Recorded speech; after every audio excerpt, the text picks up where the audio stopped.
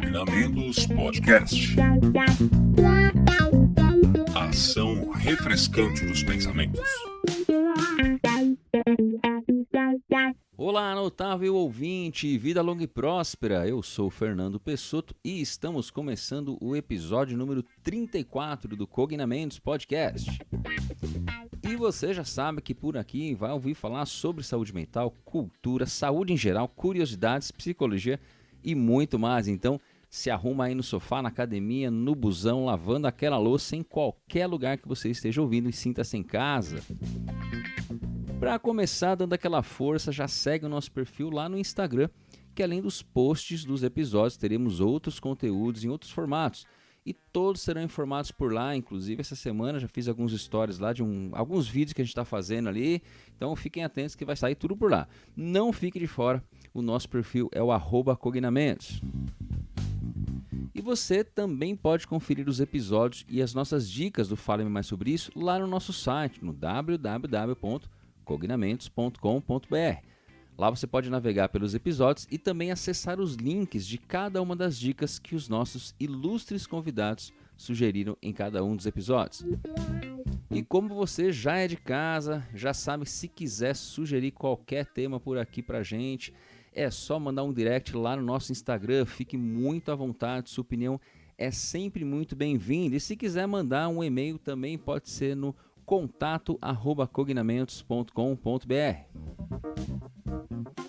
E eu gostaria de fazer aquele pedido especial, esse é o momento daquele pedido especial para você que está nos ouvindo. Se você já nos ouve com frequência, você já sabe. Se você é novo, nova por aqui, então vamos lá. Quando eu falo aqui de nos seguir no Instagram, de nos seguir no Spotify, além de nos avaliar por lá, pode parecer repetitivo, e eu sei que é repetitivo, mas isso é super importante para o crescimento e a manutenção do Cognamentos. Como vocês sabem, todo esse conteúdo aqui é gratuito, todos os convidados que gentilmente dividem suas experiências conosco participam de forma gratuita, mas é claro que manter esse projeto ativo tem curso de edição, tem curso das artes de capa, tem o tempo para marcar, criar pauta, gravar, postar, enfim, tudo isso gera um custo. Então, se você está achando esse conteúdo relevante, se você acha que ele de alguma forma pode impactar a vida de alguém, a sua ou de quem você conhece, só peço essa ajuda nas redes, pois cada vez mais que as pessoas curtem, avaliam, encaminham os episódios, os algoritmos entendem a relevância do conteúdo, sugerindo para mais pessoas. Então, desde já agradeço as pessoas que têm ajudado a manter esse projeto firme. Você que foi lá, curtiu a publicação no Instagram, encaminhou a publicação, comentou na publicação, você que começou a nos seguir lá no Spotify, que deixou suas estrelas, é muito importante, nos avaliem lá no Spotify, gente, tá? Que comentou lá no Spotify também, dá para comentar nos episódios, pode ser muito bom, enfim. Isso é muito importante para o nosso crescimento, se puder dar essa força, desde já, meu muito obrigado. E como vocês sabem, mais um recadinho aqui, né? Nós iniciamos uma super parceria com a Leplus Studio, que está apoiando o Cognamentos. Então a Leplus Studio é uma aceleradora de empresa focada em alta performance, que auxilia negócios a aumentarem o seu faturamento por meio de estratégias sob medida, tanto nas mídias sociais como na loja. Então, se você quer divulgar a sua marca, o seu nome, o seu produto, o seu serviço, entre em contato com eles. Pode ser pelo @LeplusStudio, você vai falar lá com o meu amigo, com o Abdu, e ele vai fazer uma análise das suas necessidades e projetar a melhor solução para vocês. Não deixe de conferir o trabalho da Leplus Studio. E antes da gente ir para o nosso episódio, mais um recadinho rápido, só lembrando que nós temos um grupo exclusivo no Telegram, que nós podemos continuar as discussões aqui dos episódios, além de vocês votarem em artes de capa, trocar ideia comigo e com outros ouvintes também, ainda receberem materiais de assuntos discutidos nos episódios. Então, não fique de fora, basta você acessar o nosso Instagram, ir lá nos destaques e lá tem um link para este grupo. Esteja muito à vontade para participar de mais essa iniciativa. E é claro, depois que você ouvir esse episódio, encaminhe para aquela pessoa, para aquelas pessoas, enfim, que você sabe que vai gostar, que vai ajudar de alguma forma, nos ajude a compartilhar informações importantes sobre saúde mental e bem-estar entre a sua rede. E este é o nosso episódio especial de Dia das Mulheres, né, do mês das mulheres aqui. E como sempre, lá já no meu outro projeto, no Ncast, eu convidei uma pessoa super especial, que é a Mayara. A Mayara foi docente comigo em outra instituição, né? A gente lecionou junto por um bom tempo. Eu, inclusive, fiz parte do processo seletivo dela na aula inaugural dela, enfim, naquela aula de teste, né, que a gente faz ali para entrar na universidade, enfim. Né? Eu sempre convido ela para esses episódios, sempre convidava ali no nosso outro projeto, e ela gentilmente, mais uma vez, aceitou aqui comandar esse programa, né, estar na frente desse episódio, né, e ela convidou ali a Aline também foi nossa colega de trabalho ali no corpo docente, uma pessoa fantástica, que já estava na minha lista. Eu falei, a Mayara roubou a minha convidada, mas que ótimo que ela pôde participar. A Michele Marentona, que eu ainda não conheço, mas tenho certeza, né, pelo convívio, pela indicação aí da Mayara, pelo convite da Mayara, que vão contribuir muito. Ainda não ouvi o episódio, estou gravando aqui, ainda não ouvi. Então, muito obrigado, né? E eu sempre falo isso, né? Assim, a gente tem que chamar pessoas que são da área, que estão vivenciando as questões, enfim.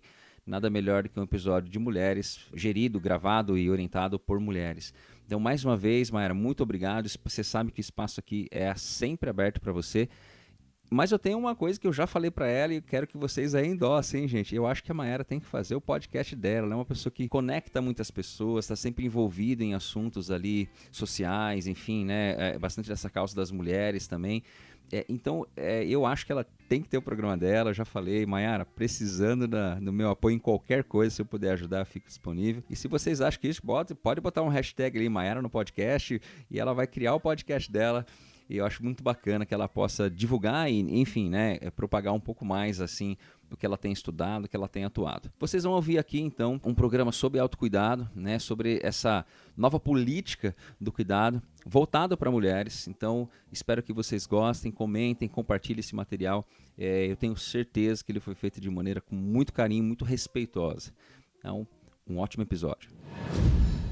Alô, alô, Marciana, aqui quem fala é da Terra, eu sou Mayara Pacheco Coelho, psicóloga e professora, e a convite do Fernando, eu estou invadindo Cognamentos para conduzir um bate-papo especial entre mulheres essas que eu convivo e admiro há anos. Então, primeiramente, obrigada, Fer, pelo convite, pela provocação de resgatar essa invasão que acontece desde os tempos de Ncast, e meu agradecimento especial às minhas convidadas, Michele, com quem eu convivo e admiro, e sou amiga há quase 20 anos, a Aline, que foi minha colega de trabalho e amiga nesses últimos 10 anos, e a Maria Antônia, que foi minha aluna, e que hoje eu também tenho o privilégio de chamá-la de minha amiga. E como essa conversa se dará na interseção da nossa prática, ou seja, da nossa atividade, com quem nós somos, a nossa identidade, eu gostaria de pedir a vocês para se apresentarem no melhor estilo Neuza Santos Souza, intelectual e militante brasileira, e fundamental para a gente pensar a produção das subjetividades, que dizia: uma das formas de exercer autonomia é possuir um discurso sobre si mesmo.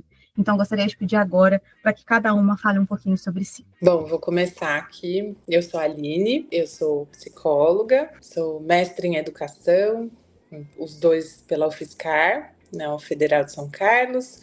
Sou especialista em psicopedagogia, em psicologia perinatal e da parentalidade. Hoje me dedico ao trabalho na clínica, mas já fui professora no ensino superior por 13 anos, já atuei por muitos anos com adolescente em conflito com a lei, na área de assistência social. Sou mãe, tenho 2 filhos, a Marina e o Francisco, e foi um prazer, queria agradecer muito o convite, é um prazer estar aqui com vocês hoje. Eu sou a Maria Antônia, eu sou psicóloga, atuo dentro da proteção social básica, né, dentro do SUAS, principalmente com crianças e adolescentes. Então, em primeiro lugar, é um prazer gigante estar aqui, porque 2 das professoras que guiaram onde eu trabalho hoje estão aqui, que é a Mayara, que me deu aula de psicologia comunitária e social, e a Aline, que me deu aula de psicologia do desenvolvimento. Então, realmente, é um prazer muito grande estar aqui. Além disso, atualmente eu faço mestrado em avaliação psicológica dentro da área de avaliação educacional e faço parte do GERAGE, que é o grupo de estudos de raça e gênero da Unicamp, né, do Instituto de Estudos Avançados da Unicamp. Estou começando timidamente na clínica, assim, não muito, até porque tempo, né, mas eu estou começando timidamente na clínica aí, nesse último ano.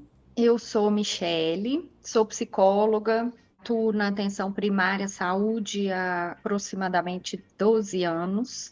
Sou mestre em psicologia pela Universidade Federal de São João del Rei. Tenho uma especialização em atenção ao usuário de álcool e drogas no SUS também. Então, eu foquei, né, por muito tempo meu trabalho aí atuando na política de saúde, né?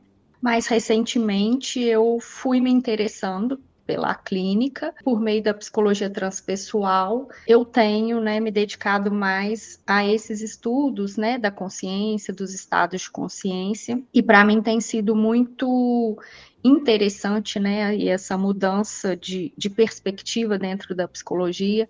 A psicologia transpessoal introduziu para mim uma questão muito que eu havia esquecido por muito tempo, que são as questões relacionadas à espiritualidade, né? Então, esse olhar da clínica por esse viés da transpessoal tem me trazido muitas novidades, né, na forma de ver, de compreender o ser humano, e ainda atuando, né, na política pública de saúde, tem sido algo novo, recente, então eu estou muito nesse processo também de autodescoberta, né, de uma nova psicóloga nascendo. E é um prazer estar aqui hoje com vocês, matando a saudade da minha amiga e conhecendo aí a Aline e a Maria. Gente, o prazer é todo meu. Eu falei para o Fer que esse era o Dream Team do meu podcast, porque reunir vocês tem sido um trabalho aí que a gente construiu um pouquinho antes de agora, né? De estarmos todas juntas.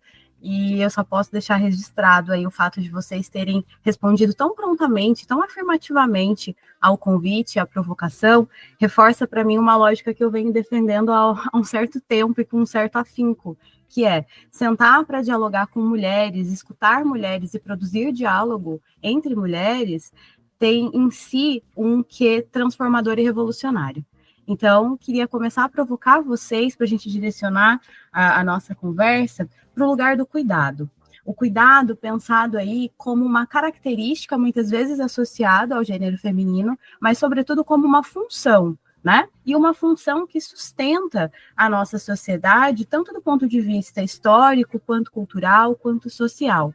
E aí, nesse mês de março, algumas provocações sobre o trabalho invisível da mulher foram aparecendo, né, em diversas instâncias, principalmente nas redes sociais, e eu trouxe alguns recortes para colocar na nossa roda. A revista TPM publicou agora, no mês de março de 2025, um estudo de 2019, que afirma que até nas tragédias, quem cuida de tudo são as mulheres. E um exemplo disso são as emergências de desastres, e a gente pode pensar, inclusive, na pandemia da Covid-19. Então, pensando as nossas questões relacionadas às ordens de cuidado, eu queria saber para vocês o que significa cuidar. Eu pensei um pouquinho aí sobre isso, acho que o cuidar, né, pensando cuidados de forma geral, né, envolve atenção, proteção, né, respeito, responsabilidade, afeto, é uma atitude mesmo, né, de pré-ocupação, de ocupação, né, envolve de envolvimento afetivo com o outro, e que historicamente na nossa sociedade essas tarefas de cuidado, cuidar dos filhos, dos pais, de cuidados de forma geral, com a casa, com as coisas, é delegado à mulher, né? Então, acho que o Think Olga também tem feito pesquisas interessantes recentes mostrando os impactos da economia do cuidado na saúde mental da mulher e se a mulher, né, se retirasse ou fosse paga por esses trabalhos que ela faz domésticos, de cuidado com os filhos, se isso fosse remunerado, o impacto que isso teria na economia, né? Então, os estudos também recentes têm mostrado isso, têm dado visibilidade a essa economia do cuidado e que muito erroneamente foi associado a algo instintivo da mulher, né? Então eu trabalho com mães especificamente, né, de uma forma mais especializada, e esse discurso do instinto materno que cuida, que instintivamente quer cuidar, a gente precisa fazer uma desconstrução disso, de que isso é uma construção histórica, né? E de que a mãe cuidar da casa, dos seus filhos, isso não é instintivo, isso é uma construção social, histórica, faz parte do que foi delegado aí para as mulheres. Então, acho que essa é um ponto importante para a gente disparar essa discussão, né? E só acrescentando ideológica, né? Porque enquanto a gente mantém essas estruturas que nos colocam única e exclusivamente nessas funções, a gente está reproduzindo um sistema ideológico. Com certeza. Sim, com certeza. E indo um pouquinho na linha do que a Aline trouxe pra gente, né? Atualmente eu trabalho com mães também, mas em vulnerabilidade social, e eu percebo essa questão do engravidar cedo como uma política mesmo, né? Muito bem orquestrada. Quantas pessoas, quantos peões eu preciso numa obra, quantos engenheiros eu preciso numa obra, né? E aí eu vou me reproduzir cada vez mais, e essa subjetividade ela vai ser cortada, essas mulheres elas vão ser julgadas, né, por ter engravidado, então essa lógica do maternar como algo instintivo, mas que na verdade é extremamente política, né? Vão ter músicas voltadas para determinadas classes sociais, que vão fazer apologia a essas questões para que essas classes elas acabem cumprindo com o papel delas, né? Que é gerar mão de obra barata, enfim, permitir com que o sistema capitalista continue, né? Da forma como ele é hoje em dia. E aí eu fiquei pensando muito também nessa questão do cuidar, né? E eu acho que cuidar também é se doar por algo na esperança de dar certo, sem saber se vai dar certo ou não. Então, eu, por exemplo, tenho uma horta, né? Eu posso cuidar muito bem da minha horta, eu posso colocar o melhor adubo na minha horta, regar a minha horta, mas mesmo assim pode vir uma chuva e aí acabar com a minha horta sem eu esperar, né? Então, eu pensei muito que cuidar é o verbo da esperança, assim, é a esperança em ação. Também. Trabalho sexual aí sendo pontuado, trabalho invisível sendo pontuado, como é importante nomear isso, né? Além das nossas percepções, dar nome às coisas. E você, Mi, qual a sua percepção de cuidado? Me vem muito o cuidado atrelado muito a essa lógica do servir, sabe? E aí, até historicamente, essa dimensão do sacrifício feminino, dessa imposição de dar conta de tudo, de como as mulheres querem ser poderosas, e às vezes esse discurso, né, de eu dou conta de tudo, um empoderamento que esgota e que, né, deixam as mulheres exaustas. E aí eu tenho observado até, né, trabalhando com mulheres, o meu público de atendimento, né, a maioria de mulheres, né, as mulheres procuram atendimento, as mulheres procuram atendimento em nome de outras pessoas, por exemplo. Será que não tem como você ir lá atender o meu marido, né? O marido nem quer o atendimento e a mulher se investe ali daquele poder de que ela tem que levá-lo, né, para esse lugar. E aí eu entendo que cuidar, né, passa pela empatia, passa pelo respeito, mas tem uma dimensão da autonomia aí que eu acho que, às vezes, né, dentro da política de saúde mesmo, numa lógica médica de querer sustentar uma vida a todo custo, a gente esquece de ouvir aquele usuário e de entender como eu posso oferecer aquilo que ele está demandando, né? Então, às vezes, esse cuidar, pelo menos nas instituições, vem atravessado por uma lógica de saber-poder que muitas vezes oprime em vez de levar à autonomia, né? Então, isso dentro da saúde muitas vezes me incomoda muito, esse lugar de poder de profissionais, né? E aí que foge do cuidado, né? Porque o que eu tenho entendido, ou pelo menos trabalhado em mim, para olhar para o cuidado nessa dimensão de ver o outro, de fato, de enxergar. E aí isso independe de gênero. E aí, culturalmente, o que se impõe às mulheres, no meu entendimento, é muito mais um servir do que um cuidar, né? Então, mudar essa visão desse cuidado como esse a dispor, né? Estou à disposição, eu aceito tudo, eu assumo tudo. Eu vejo muitas vezes as mulheres com uma dificuldade muito grande de olharem para si. Eu sou mãe, eu sou esposa, eu sou profissional, tá? Tira a maternidade, tira o casamento e tira a profissão. O que você é? Muitas mulheres não se veem. E aí, às vezes, nas políticas públicas, a gente insiste, às vezes, em legitimar esses papéis e, às vezes, escapa esse olhar para o outro como o outro, como sujeito, né? Eu não quero ser mãe, ou eu sou mãe, eu estou esgotada, e, né, não quero casar, ou quero casar, mas não é dessa forma. Então, o cuidado hoje, para mim, passa muito mais por essa perspectiva de olhar para o outro, né? Na sua essência, adolescência e questionar os papéis, né? Porque os papéis são sociais. Então, óbvio que a gente precisa deles, né? Mas eles são uma parte nossa, né? A gente não se resume a eles. E para homem é muito mais fácil fazer isso. As mulheres, né, pela lógica sócio-histórica, elas se misturam, né, nesses papéis aí, muitas vezes se perdem de si mesmas. É o que eu tenho visto, assim. Ótimo. Então, a gente está nomeando o cuidado como atos de serviço, atos de preocupação, né? Como a palavra ação está aí dentro, né? Como o ato, a atividade está aí dentro, como uma lógica política, a partir do trabalho invisível, do trabalho reprodutivo da mulher e dessa perda, né, de si, muitas vezes ocasionadas por conta desse esgotamento. E falando nesse esgotamento, a revista Cult trouxe um outro apontamento que é: enquanto nós sustentamos o mundo, quem cuida de nós?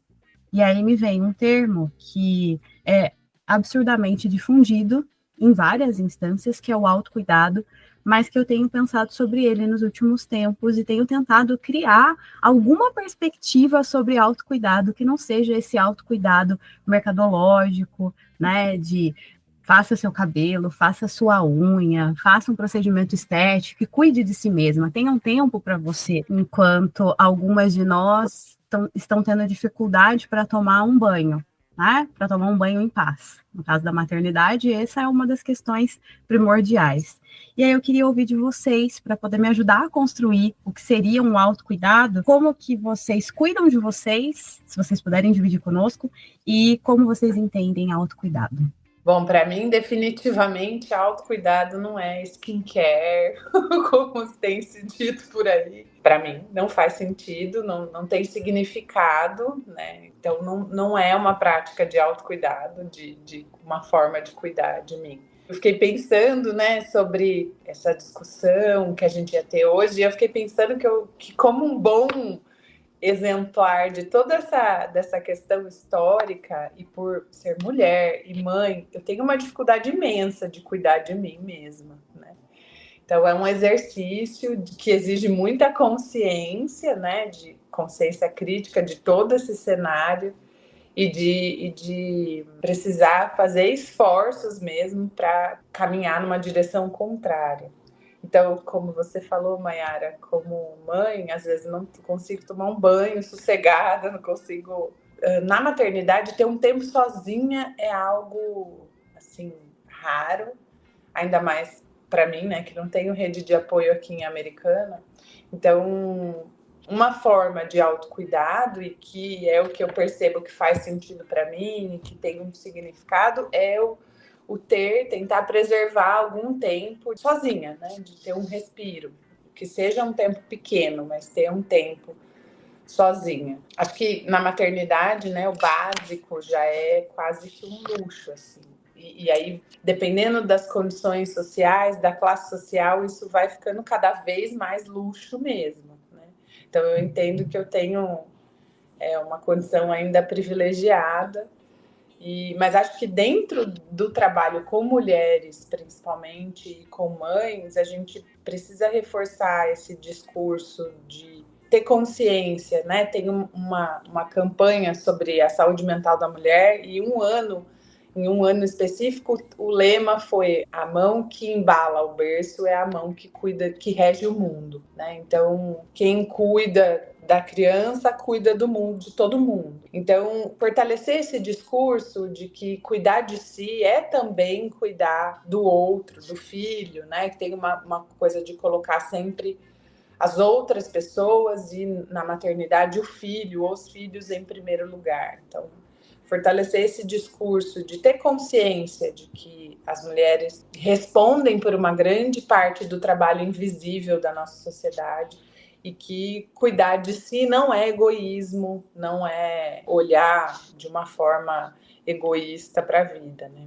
Então, acho que eu tenho que também ficar atenta, né? Porque senão eu esqueço de me cuidar, porque geralmente a conta não fecha para a mulher, né? Então, o excesso de coisas, de responsabilidades, acho que é fortalecer essa visão, essa consciência de que cuidar de si mesmo não é egoísmo, é importante, e que também é uma forma de cuidar dos outros. Mas para mim é ter tempo sozinha, poder dormir, né? Ler é uma coisa que eu sinto falta, assim, de ler no silêncio, de ler sem interrupção. Essas são as formas que eu tento me cuidar, né? Mas é um exercício. Eu também não acredito em skincare como uma forma de autocuidado. Ultimamente eu sou uma mulher lésbica e eu tenho lido escritoras lésbicas, e isso tem sido uma forma de autocuidado muito importante para mim, assim, já era há muito tempo, né, nas redes sociais, mas ler mulheres lésbicas escrevendo e me encontrar assim nelas tem sido uma forma de autocuidado. Mas refletindo sobre isso, acho que minha maior forma de autocuidado é olhar para quem está na trincheira da guerra comigo, mais do que para qual guerra eu estou lutando. E aí eu explico, né? Um pouco antes do podcast começar, a Mayara falou: a orientadora da Maria é maravilhosa, e realmente ela é, né, do mestrado. E assim, eu guiei a minha vida acadêmica a partir de qual orientadora que eu queria comigo. E eu não acho isso errado, assim, porque eu quero ter pessoas legais e eu quero ter um ambiente saudável onde eu estiver, né? Eu olhei também quando eu fui escolher onde eu ia trabalhar depois que eu me formei, que não faz tanto tempo, mas eu olhei assim, onde eu quero, sabe? O que faz sentido para mim, né? Então, já que eu vou passar a maior parte do meu tempo aqui, eu espero que seja um lugar saudável, né? Então, eu sempre tento olhar muito mais para quem vai estar comigo, né, do que contra o que eu tô lutando ou algo nesse sentido, assim. Acho que essa é uma forma de autocuidado. Para mim, é autocuidado também, embora eu goste desse cuidado do cabelo, da pele, da roupa, né? Quem sou eu para julgar? Hoje, para mim, autocuidado é investir em autoconhecimento. E aí pega muito, né, o que a Aline falou de poder dormir, de poder ter um tempo para mim, de ler, eu gosto, escolher estar com pessoas que eu quero estar. Então, tem uma professora que contou, né, uma piada de psicólogos dizendo que os primeiros 40 anos da infância são os mais difíceis. Depois a gente aprende a viver. Então, eu fiz 39 recentemente, né? Então, eu acho que eu estou começando aí, me aproximando de um renascimento em que eu estou aprendendo e exercitando, não quero, não vou, não estou afim, não preciso, e essa liberdade de ser, né? Que eu acho que talvez, né, nessa fase da minha vida eu possa me permitir. Né? Em outros momentos isso, né, não seria possível. Então, hoje, para mim, o autocuidado é investir em mim dessa forma, né? Me conhecer, entender o que eu quero, por quê, para quê. Então, é uma forma diferente de ser no mundo, sabe? De ser para mim. E aí, quando eu me sinto para mim, automaticamente é como se eu ficasse mais disponível para os outros de uma forma muito mais completa e menos nesse lugar de servir, né? Porque tem muita dimensão, às vezes, né, dessa coisa do tá, às vezes, sugada, de sentir sobrecarregada. Então, quando eu invisto em mim, nesse sentido de saber o meu limite, de bancar os meus desejos, eu exijo menos do outro também e eu permito menos que o outro me coloque nesse lugar de exploração, eu acho, sabe? Então, para mim, hoje, o autocuidado é esse investimento em mim, e aí tem esse conflito do, nossa, mas eu estou pensando só em mim, né? Então, que egoísmo da minha parte. Então, é refletir sobre, não, isso aqui eu banco fazer, não me fere. Isso aqui, sinto muito, chama outra pessoa, não tô afim. E é dinâmico, né? Não tem aquela coisa do sou assim e pronto, e as pessoas que lutem, né? Não é sobre isso, mas é sobre aprender uma nova forma de estar no mundo, né? Que aí eu acho que é mais satisfatória para mim e automaticamente isso tem um impacto melhor no coletivo também. E é uma lógica menos utilitária, né? Essa disposição ao outro menos utilitária. Eu, como autocuidado, também adoro skincare, mas não vejo como autocuidado. Eu vejo como outra coisa, né? E uma das minhas melhores memórias da vida é sentar sexta-feira à tarde para estar junto com as minhas amigas fazendo autocuidado, e a Michelle é uma delas. né, sentar junto. Então, a prática, né, de fazer a unha, de fazer hidratação no cabelo com a amiga durante um período da vida é uma memória muito afetiva, né? E me coloca nesse lugar de dividir a vida, de estar no mundo de uma outra forma. E enquanto vocês iam falando, eu ia pensando nessa outra direção do autocuidado, né? Quando a Maria trouxe a trincheira, eu lembrei de uma citação de uma autora que eu gostaria de introduzir, porque depois ela encerra o nosso podcast, uma autora lésbica, feminista, uma mulher negra, estadunidense, chamada Audre Lorde, que ela vai dizer que autocuidado, ou cuidar de mim mesma, não é autoindulgência, é uma autopreservação, e isso é um ato de guerra. E essa frase, né, mulheres são poderosas e perigosas, é dela. E eu gosto muito disso, porque nos alerta, né? Se somos temidas é porque existe um poder, e esse poder ele não pode ser usado contra nós, né? E a Audre Lorde, ela vai trazer algumas perspectivas para a gente pensar esse cuidar não como servir para agradar os olhos alheios, né, para estar mais palatável ao olhar do outro. Então, essa questão estética, né, ela vai numa contramão mesmo, dentro desse pensamento. Então, para ela, autocuidado tem muito mais a ver com se dar o que se necessita. E como é importante a gente reconhecer aquilo de que a gente precisa, né? Como é difícil fazer essa reflexão quando a gente tira tudo, né? Tira todas essas ações do mundo, o que sobra? Quem sobra, na verdade, né? Então, se dar o que se precisa, e ela diz também, cuidado, é buscar ajuda, mas buscar ajuda no sentido de apoio, né? De ter com quem contar, de sentar numa tarde para bater papo, para fazer a unha junto, ou para chorar as pitangas, ou para falar dos sonhos, dos planos, né? Ela fala da importância da gente estabelecer uma rede de apoio, mas também de estabelecer limites. E eu acho muito legal a gente colocar isso perto, né? Aquilo que te apoia, mas aquilo também que você precisa limitar nas suas relações, nas nossas relações. E ela afirma que dizer não em contextos de opressão também é uma forma de cuidar de si mesma e de se autopreservar. E quando eu li essa frase, eu lembrei muito da postura da Eunice Paiva, retratada no filme e no livro Ainda Estou Aqui. Eu ouvi algumas discussões do tipo, mas essa mulher não chorou, ela não derrubou uma lágrima, como se isso fosse sinal de não sofrimento. E é uma grande inverdade. Pensar na Eunice Paiva se recusando a chorar em público era uma forma de dizer não à barbárie do Estado, né? Era uma forma de resistência que talvez a gente não reconheça, que a gente se surpreenda, né? Então, olhar para ela como alguém que está dizendo não e que está tentando cuidar dos seus, uma mulher, uma mãe, depois ela se torna uma ativista depois dos 40, então se a infância foi o tempo mais longo e a gente demorou para aprender, quantas coisas a gente ainda tem para aprender, mas sobretudo para fazer nesse mundo. E aí, queria encaminhar para uma terceira pergunta, que vai mais em direção a resgatar alguns pontos que vocês já trouxeram, para a gente poder pensar numa ética do cuidado. Agora, considerando aí o cuidado como ação política, né? Tanto cuidado quanto o sofrimento são ações políticas no mundo. O sofrimento como aquilo que denuncia, como aquilo que escancara, né? O que está causando incômodo. Como a gente pensar dentro, né, dos nossos fazeres, o cuidar, seja na política de saúde, na política de proteção social, na maternidade como política, como que a gente pode pensar numa lógica de cuidado como transformação e emancipação? Mayara, eu acho que essa perspectiva do autocuidado como um processo de autoconhecimento, de consciência, para mim traz muito essa ideia de conexão consigo mesma, né? Traz uma ideia de subversão mesmo, né? De resistência.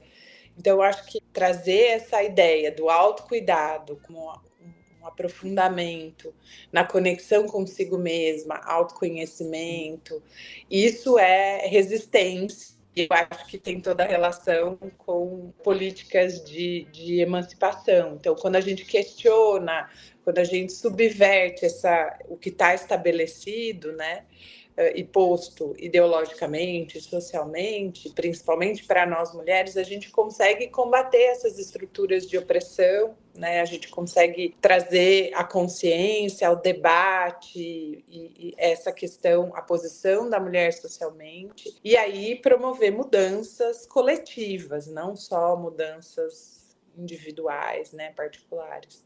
Então, esse discurso do autocuidado, ele foi, infelizmente, né, ele está sendo muito capturado pelo capitalismo, né? Do autocuidado como a skincare, como cuidado com a beleza.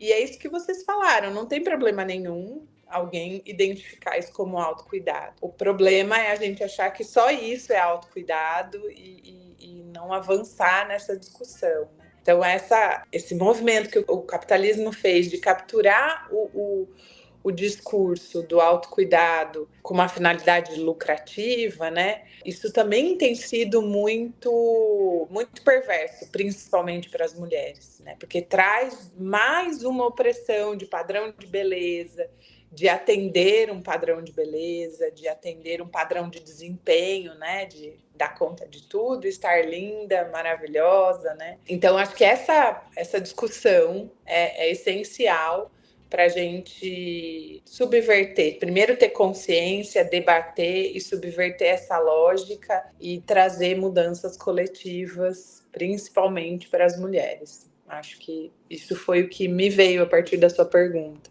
Eu penso muito na construção do Brasil enquanto um país escravocrata, né? E essa lógica do senhor e do escravo que permeia muitas das nossas relações. E também a relação do cuidado, né? Eu acho que o cuidado ele pode ser emancipatório a partir do momento que a gente começa a pensar em cuidar com e não a cuidar para, né? Então, eu posso ser, sei lá, vamos pensar num modelo tradicional de saúde, né? Eu posso ser a melhor médica do mundo. Se o meu paciente não quiser melhorar, e aí a Michelle vai trazer muito melhor isso pra gente, mas se o meu paciente não quiser melhorar, ele não vai, né? Se ele não cuidar dele também, ele não vai melhorar, né? Então, a gente não consegue cuidar sozinho também. Acho que o cuidado emancipatório, ele acontece a partir do momento que a gente pensa em horizontalidade, em cuidar juntos, né? Isso é muito claro na psicologia social, porque a gente está lidando com estruturas muito bem feitas, né? Muito bem orquestradas. E se a gente não estiver juntos, a gente não consegue fazer nada, né? Então, é aquela coisa de construir junto com os usuários, sim, mas também construir junto com as outras profissionais que trabalham nesse mesmo lugar. Então, né, eu acho que na política pública, por estarmos sempre defendendo direitos, né, a gente acaba ficando muito reativa com tudo, né? A gente precisa lembrar também que a profissional que está, por exemplo, no CRAS, né, eu estou no serviço de convivência e fortalecimento de vínculos, a profissional que está no CRAS, ela é minha parceira, e juntas a gente vai conseguir trabalhar com isso, né? Enfim, eu acredito que é a partir dessa horizontalidade que a gente consegue uma emancipação. Tem um autor na saúde, que é o Emerson Merri, que ele vai colocar as tecnologias de cuidado, né, em saúde. E aí ele aponta, né, como 3 tipos: as tecnologias leves duras e as tecnologias duras. E aí o que ele traz, e aí eu acho que é onde é o cuidado, né? Na atenção primária, né? Na atenção básica mesmo, né? Na porta de entrada do sistema de saúde, há um predomínio de tecnologias leves. As tecnologias leves são as tecnologias relacionais. Então, eu não preciso de grandes instrumentos e de grandes procedimentos em saúde. Eu preciso do contato. E aí, como que um médico, um psicólogo ou um enfermeiro lá do postinho de saúde, ele vai mobilizar aquele sujeito para o autocuidado, para olhar para si. Então, é nessa formação de vínculo, é nesse ver o outro que eu consigo cuidar, né? E aí é exatamente o que a Maria falou, não tem como ser sozinho. Olha, você tem que tomar esse remédio aqui de tal hora. Às vezes a pessoa não tem relógio em casa, por exemplo. Às vezes ela tem uma rotina tão caótica que ela não sabe, né, que hora. Depois do almoço, é de manhã, é qual horário? E isso é muito comum, é mais comum do que a gente imagina. Pacientes, às vezes, de saúde mental, que não tem uma leitura, uma compreensão. Então, como que eu vou construir com esse usuário, como que eu vou despertar nele essa disponibilidade para um vínculo, para construir um cuidado? né? E aí é muito bonito isso, porque não é sobre fazer exames, não é sobre pedir ali procedimentos, né? O primeiro passo na saúde, né, ali na atenção primária, é esse contato. E aí isso pode ser muito subversivo, né? Porque as pessoas, infelizmente, hoje tem um padrão, né? Um protocolo, um isso, um aquilo, que é aquela coisa daquele saber-poder que impõe, olha, você tem que fazer dessa forma. E aí isso não funciona, né? Aí você tem um público que não adere aos grupos que você faz, você tem um público que não controla ali a hipertensão e a diabetes. Por quê? Porque a relação não mobiliza esse fortalecimento de vínculo para a gente construir o cuidado. Então, às vezes, na política, tá lá, é muito bonito de ver, né? Porque é pensado e é ali estabelecido como diretriz. Mas as pessoas que fazem a política, muitas vezes elas não têm essa dimensão, né? Nós, como executores ali, né, que vamos garantir que aquilo seja, ou pelo menos trabalhar para garantir que aquilo seja o direito que o usuário tem, às vezes a gente escapa disso. E aí, quando a gente trabalha a gente e se dá conta de que eu falo não, eu ponho limite, eu sei o que é para mim, eu olho o outro também de uma forma diferente. E aí é nessa horizontalidade, né? É nesse me ver, eu vejo o outro melhor também. Tem um livro muito interessante, A Morte é um Dia que Vale a Pena Viver, da Ana Cláudia Quintana Arantes. Ela é uma médica que trabalha com cuidados paliativos. E aí ela reflete nesse livro como que a medicina é pensada para garantir a vida a qualquer custo. E aí ela não fala nessas palavras, mas o que ficou muito forte para mim, como que aquela pessoa ali no leito de morte, ela vira um corpo inerte que precisa ser sustentado com vida a todo custo. E aí não ouve-se o desejo daquela pessoa, e aí como que presenciar esses estados, né, de proximidade com a morte, despertou nela esse cuidado para ouvir a pessoa que está ali, para perguntar para ela como que ela gostaria de morrer, onde que ela gostaria de estar, e como que isso é cuidar, no sentido de enxergar e de ouvir, né? E às vezes isso escapa, né? Ali, vamos levar para um CTI, vamos entubar, vamos isso, e aí entra as tecnologias duras, né? Que é aquele nível da saúde em que você precisa de menos humano ali, menos recurso humano e mais recurso tecnológico, né? Essa humanidade, né, de entender primeiro a morte como algo natural, que aí a medicina é o que ela traz, né? A medicina morre de medo da morte, e aí quer sustentar uma vida a todo custo, né? E a custo de quê? Né? Então, quando a gente está ali na atenção primária, e em saúde mental isso é muito comum, você tem lá o psicótico, ele sabe que se ele parar de tomar a medicação, ele vai entrar numa crise. Como que você constrói com aquele usuário, despertar nele o cuidado de que ele precisa manter a medicação? E então isso exige esse olhar e essa disponibilidade. E aí, se a gente não está ok com a gente, isso vai ser extremamente desgastante, né? Ela tem uma frase interessante nesse livro, né, Michele, que ela fala: minha gente, medicina é muito fácil, difícil é psicologia. Essa relação, né, com os pacientes. E que bonito ouvir vocês todas falando, né, sobre processos formativos a partir de uma lógica de afeto. Recentemente, eu e a Michele nos perguntamos, mas como que a gente aprendeu? Como que a gente aprendeu a se relacionar? E a gente só aprende a se relacionar se relacionando. Como que a gente aprendeu a fazer construção de vínculo? Seja com os nossos alunos, com os nossos pacientes, com o usuário do serviço. Como que a gente aprende isso? E a gente aprende nesse contato mesmo, né? Nessa visão do outro como um ser integral, como um sujeito no mundo, como um ser de desejos. E falando sobre o livro da Ana Cláudia, eu lembrei de, durante a graduação, ter tido a experiência de fazer uma disciplina que hoje eu coloco dentro de outras disciplinas, que é a educação para a morte. Como é importante a gente olhar, né, para uma formação para a finitude, mas também para a gente questionar o quanto de morte existe em vida, porque sobreviver não é viver com dignidade.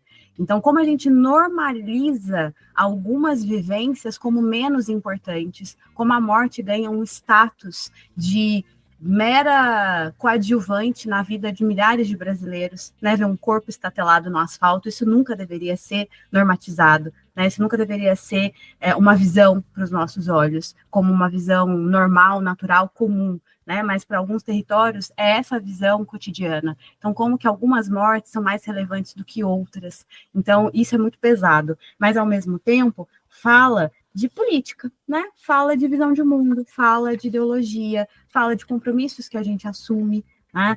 Fala de relações que a gente estabelece, ora, super hierarquicamente, aquilo que vem de cima para baixo e se torna compulsório na lida com o outro, né? O que eu quero para o outro é o mais importante. Então, como profissional de saúde mental, né, eu sei o que é melhor para o outro, eu não sei.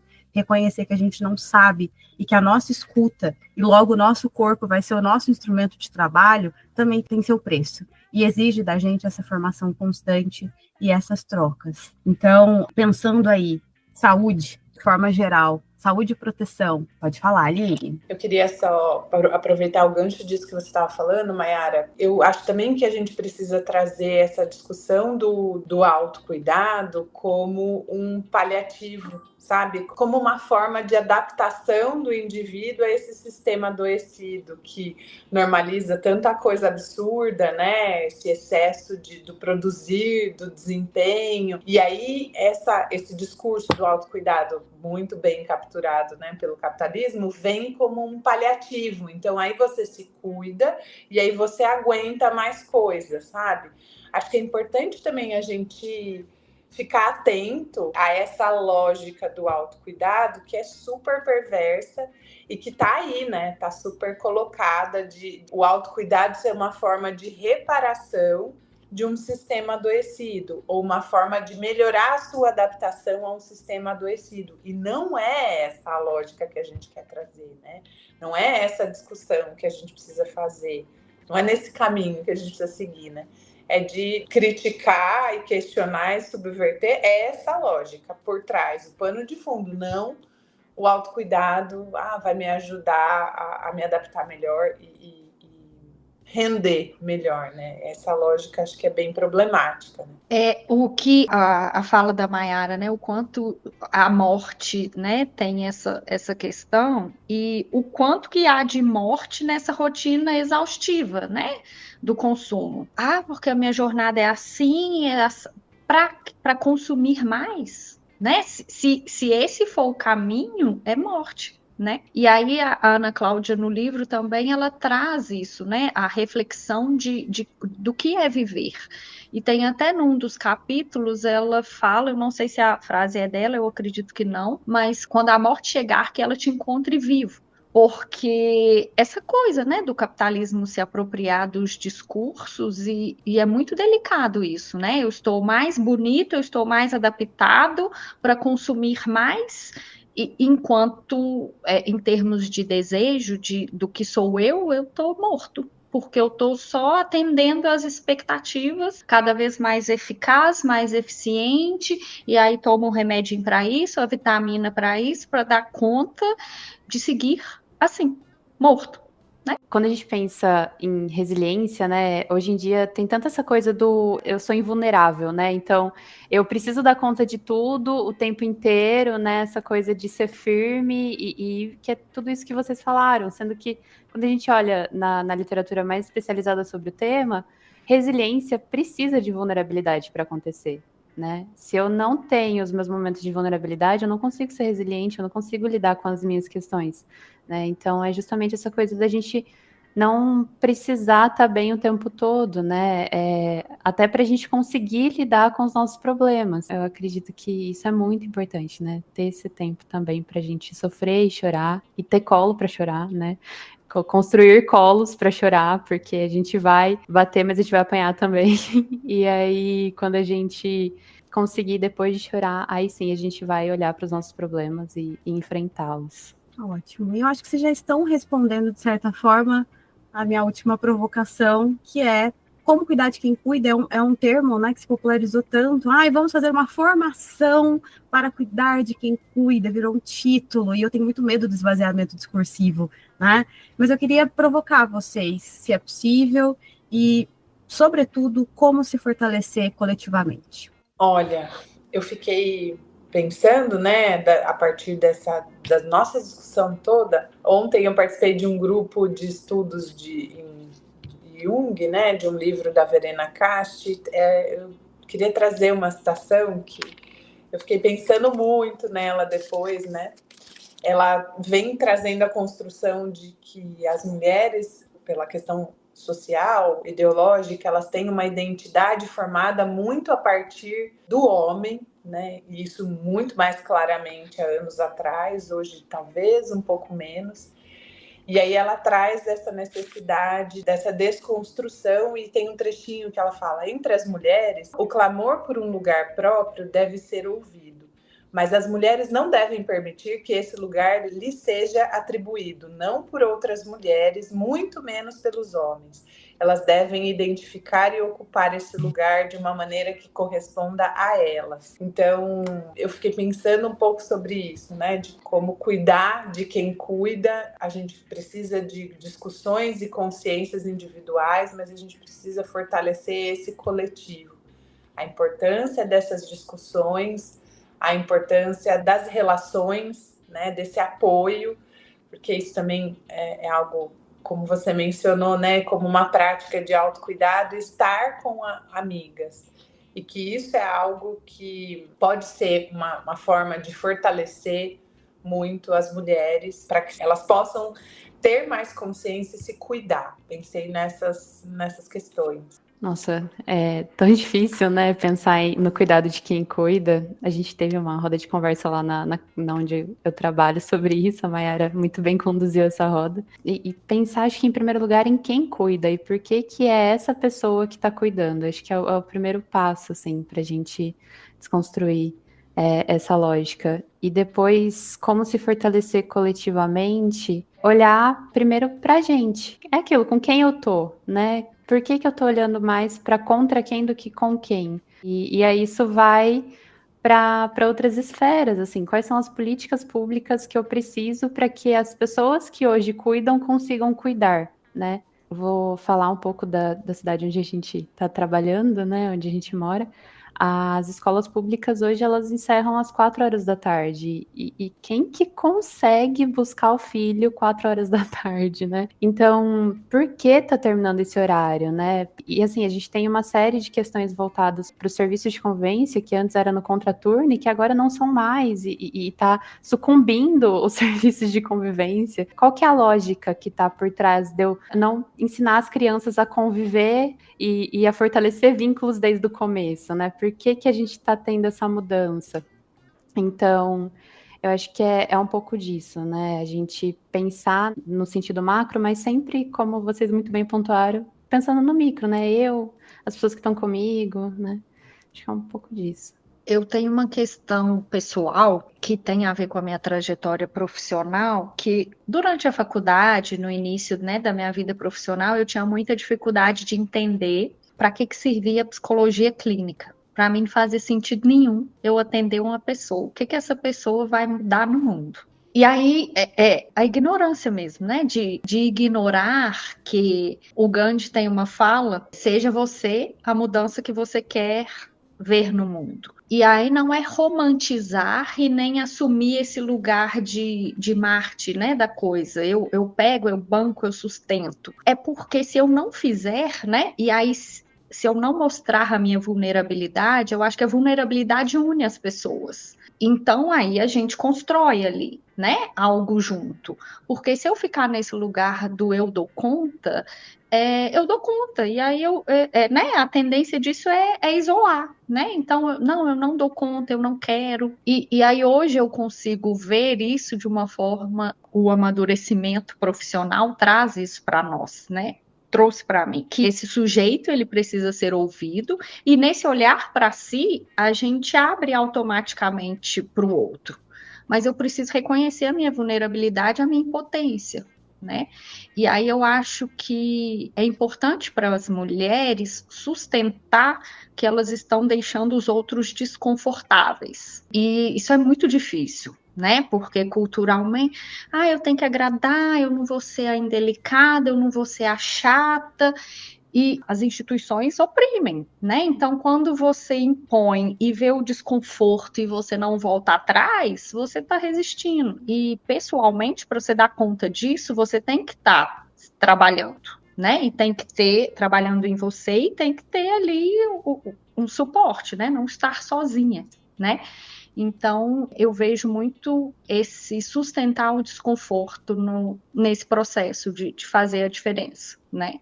E aí, para eu bancar isso, eu preciso estar junto e estar comigo também. E achei incrível você trazer, Mia, esse afastamento inicial da clínica e a Maria Antônia trazendo na apresentação, estou me aventurando na clínica. Não tem um caminho único para chegar na clínica. A clínica é um dispositivo de cuidado, mas ele não é o único e não pode ser o único. Né? A nossa postura dentro da clínica também tem que estar associada às estruturas, a uma lógica crítica de mundo, a avaliar e desvendar os véus ideológicos junto com quem está conosco, porque senão que clínica é essa? Eu acho que aqui estamos em 4 psicólogas, a gente tem uma visão sobre clínica que caminha em outra direção, né, que não é essa também da terapia em dia, e isso me orgulha muito, de pensar que a gente também pode construir estratégias de cuidado que caminhem em outra direção, mas a gente não vai fazer isso sozinho, né, a gente vai fazer isso em conjunto. E para a gente aumentar esse coro, a gente se encaminha para a nossa sessão final, que dentro do Cognamentos chama-se Fale-me Mais Sobre Isso, onde a gente compartilha aí algumas leituras, filmes, músicas, outros podcasts que estão sendo consumidos por nós, mas que também estão sendo elaborados, né, no sentido de trazer para dentro e criar eco. Fale-me mais sobre isso. Vocês trouxeram alguma dica para o Fale-me Mais Sobre Isso?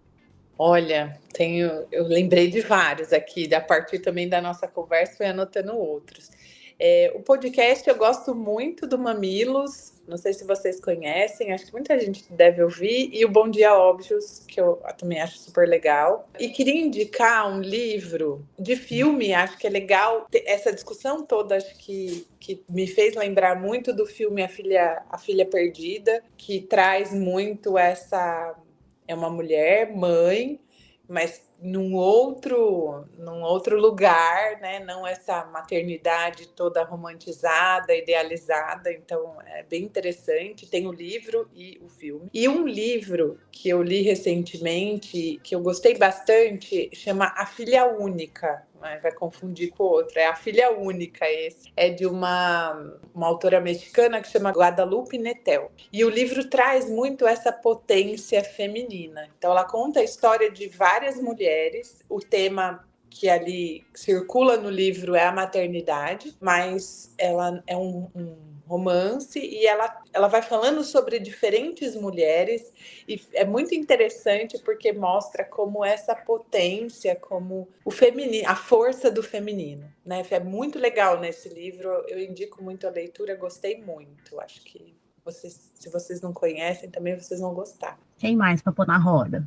Tem um livro que eu tô lendo que eu tô gostando bastante, que é O Pensamento Hétero e Outros Ensaios, da Monique Wittin. Ela é uma feminista, né, lésbica também, que ela vai pensar o ser mulher enquanto classe social, e é bem, bem bacana, assim, o jeito que ela constrói esse pensamento. É o primeiro que eu tô lendo nesse sentido, talvez tenha outros ainda melhores, mas é o que eu tô começando, então eu indico bastante. E tem um podcast que eu gosto muito, que é o Gostosas Também Choram, assim, eu adoro esse podcast, é um carinho, assim, no meu coração, toda vez que eu escuto ele, é um podcast que parece estar numa mesa de bar com seus amigos, assim, conversando, e acho que são essas as minhas 2 indicações. Ótimo, eu tô adorando conhecer. E tem um filme, Livre, conta a história de uma mulher que vai em busca... Ela vai fazer uma trilha longa nos Estados Unidos, uma trilha famosa, não vou lembrar o nome. E aí, ao longo da trilha, ela vai revivendo vários momentos marcantes na história dela, né? E aí traz muito esse processo aí feminino de olhar para si, de se desafiar, né? De se descobrir vulnerável, é bem legal. Tem um videocast que chama Adoro Gente que Desmaia. Ele traz algumas experiências, né, de pessoas, e a ideia do vídeo é exatamente normalizar a queda, né? O desmaio é no sentido, não dei conta, morri, e é isso. Então, eu acho que é muito bom. Tem uma tônica muito informal, assim, de trazer experiências. Inclusive, essa ideia do desconforto, né? No episódio, um psiquiatra que dá a entrevista, e aí ele traz muito isso, né? De como um psiquiatra subversivo, o papel dele é gerar o desconforto. E aí ele é psiquiatra e professor. E aí, quando ele é questionado, né, como que ele mobiliza nos alunos esse olhar diferente para a psiquiatria, ele fala, eu provoco desconforto. E então eu acho muito bacana esse trabalho. Tem uma outra série, mas eu não estou lembrando o nome dela, mas aí depois eu envio para a Mayara, caso queira colocar em alguma descrição, mas são esses dois aí. E esse livro da Ana Cláudia vale a pena ler também. Ótimo. Eu trouxe 2 livros, porque para mim leitura ainda é um espaço de conforto, mesmo que às vezes não seja confortável, né?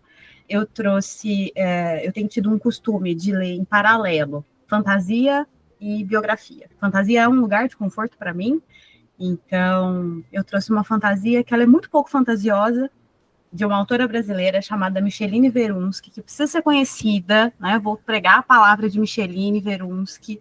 O livro se chama Caminhando com os Mortos. E sem dar grandes spoilers, ele começa com uma violência intrafamiliar que foi orquestrada e sustentada pelo fundamentalismo religioso dentro de uma cidade de pequeno porte. Então, é bem pesado mesmo, mas é uma leitura que você quer saber quem são aquelas pessoas que participam de uma barbárie, e a saída é a saída coletiva mais interessante que eu já vi nos últimos tempos, e reforça a ideia de que a saída não é individual. Então, Micheline Verunski, Caminhando com os Mortos, e a biografia é da Audre Lorde, que a gente começa falando sobre ela lá no Autocuidado. Tem um nome meio grande, que é Zami, que é uma palavra usada no Caribe para representar as mulheres que amam outras mulheres. E o subtítulo é Uma Nova Grafia do Meu Nome, uma biomitografia. Ela vai contar a história dela, da vida dela, a partir das mulheres que participaram da vida dela, então desde a mãe, das irmãs, até as amigas, as colegas e as mulheres que ela amou ao longo da vida. E, óbvio, com uma licença poética de dar o tom de quem está narrando os fatos, né? Então é muito interessante que tem algum momento que as ex-namoradas falam: como que você vai me retratar no seu livro? Né? Espero que você retrate a verdade. E ela fala: a verdade é vista pelos meus olhos. Né? Então é muito interessante, fica a dica aí. Pode falar, amiga. Lembrei de um que é da Bell Hooks, Tudo sobre o Amor, Novas Perspectivas. Bacana também, né, que ela coloca muito esse questionamento entre amor e cuidar, né? Então ela problematiza bem essa questão. Ótimo. Eu achei interessante que a minha premissa era essa, de ir introduzindo mulheres, e essas mulheres foram sendo introduzidas na nossa conversa, para além de nós mesmas, com dinâmica e leveza, né? Então, eu retomo a última provocação, como se fortalecer coletivamente. Eu acho que a gente está fazendo isso, né? Introduzindo outras e ecoando pensamentos e criando novos. Queria abrir para falas finais, né? Se vocês tiverem. Eu queria só agradecer muito o convite, poder estar aqui com vocês, com mulheres tão queridas, tão especiais, e como foi rico nessa troca, quanta coisa legal apareceu aqui. Então, muito obrigada, foi uma honra mesmo. Obrigadão. Eu também gostaria de agradecer, né? É uma honra estar em um podcast com pessoas que me ensinaram em primeiro lugar, né? E a Michelle também. Gostei muito de conhecer, Michelle, aprendi muito com você. Então, agradecer a oportunidade, foi um bate-papo leve e gostoso, e realmente eu estou muito feliz de ter feito parte disso tudo. Muito obrigada. A Mayara tem esse poder, gente. Ela traz poesia para a vida das pessoas. Agradeço imensamente o convite, conhecer vocês. Acho que o papo foi muito bom. Foi um prazer conhecê-las. Muito obrigada, amiga. Gente, eu que agradeço. Eu estou imensamente feliz de ter tido essa troca com vocês. Realmente é a realização de um sonho. Sonho é desejo, né? Sonho é investimento no mundo. Que a gente possa sonhar outros sonhos, que a gente possa sonhar outros sonhos juntas. Então, eu resgato os meus agradecimentos do início da nossa troca, né? E eu deixo para quem está nos ouvindo, tenham amigas, né? Como é importante ter amigas. A gente já sabe das relações de amizades femininas com a saúde da mulher, a gente tem várias pesquisas que indicam isso, mas vivenciem, não tenham amigas só burocraticamente, tenham amigas na vivência, na troca, porque essas são as nossas relações nas quais a maioria de nós vivencia pela primeira vez e pela primeira oportunidade o que é uma comunidade carinhosa. Então, eu agradeço vocês, as trocas afetivas que a gente teve aqui hoje, que a gente tenha outros momentos. E a Maria Antônia não falou, mas tem um traço identitário dela, já que a gente falou de poesia, que ela é poeta. E eu pedi, né, e ela gentilmente topou declamar e interpretar uma poesia de uma das mulheres que participou do nosso podcast, a Audre Lorde, para a gente encerrar. O nome do poema é Uma Litania pela Sobrevivência, da Audre Lorde. Para aquelas entre nós que vivem na margem, de pé sobre limites constantes da decisão crucial e solitária. Para aquelas entre nós que não podem se dar ao luxo de abrir mão dos sonhos de ter escolhas, que amam em vãos de portas indo e vindo nas horas entre os amanheceres, olhando para dentro e para fora ao mesmo tempo, antes e depois, em busca de um agora que possa cultivar futuros, como pão na boca dos nossos filhos, para que os sonhos deles não reflitam as mortes dos nossos. Para aquelas de nós que fomos marcadas com o medo, com uma linha tênue no meio de nossas testas, aprendendo a sentir medo desde o leite materno, pois com essa arma, essa ilusão de alguma segurança ser encontrada, esperavam nos silenciar com seus pés pesados. Para todas nós, esse instante, esse triunfo, nós nunca estivemos destinadas a sobreviver. E quando o sol nasce, nós temos medo de que ele não dure. Quando o sol se põe, nós temos medo de que ele não levante de manhã. Quando nossas barrigas estão cheias, nós temos medo da indigestão. Quando nossas barrigas estão vazias, nós temos medo de que o amor desapareça. Quando estamos sozinhas, nós temos medo que o amor nunca volte. E quando falamos, nós temos medo das nossas palavras não serem ouvidas, nem bem-vindas. Mas quando estamos em silêncio, ainda estamos com medo. Então é melhor falar, lembrando, nunca estivemos destinadas a sobreviver. Já que o melhor é falar, que a gente faça isso coletivamente. E que a gente faça no melhor estilo Conceição Evaristo, escritora brasileira, que diz: a gente combinamos de não morrer, que a gente mantenha esse combinado e juntas. Até breve, Cognamentos. Muito obrigada, meninas, e a gente se vê.